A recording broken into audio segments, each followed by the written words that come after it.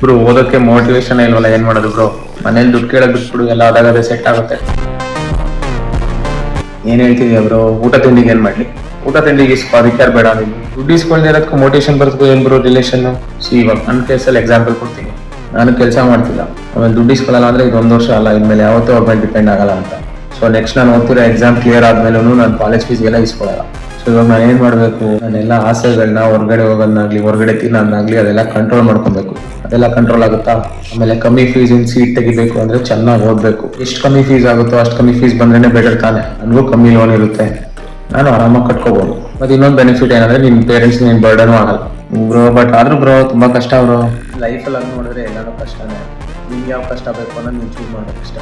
ಆಮೇಲೆ ಇನ್ನೊಂದು, ತುಂಬಾ ಸ್ಟ್ರೆಸ್ ಇರುತ್ತೆ, ತುಂಬಾ ತಲೆ ಕೆಡುತ್ತೆ. Part and parcel of life. ಸ್ವಲ್ಪ ಹೊತ್ತು ಇರುತ್ತೆ, ಸ್ವಲ್ಪ ಹೊತ್ತು ಹೋಗುತ್ತೆ. ಜಾಸ್ತಿ ತಲೆ ಕೆಡ್ಸ್ಕೊಳಂಗಿಲ್ಲ, ಸುಮ್ಮನೆ ಹೋಗ್ತಾ ಇರ್ಬೇಕಷ್ಟೇ. ಓಕೆ ಬ್ರೋ, ನೋಡೋಣ ಬಿಡಿ, ನಾನು ಟ್ರೈ ಮಾಡ್ತೀನಿ.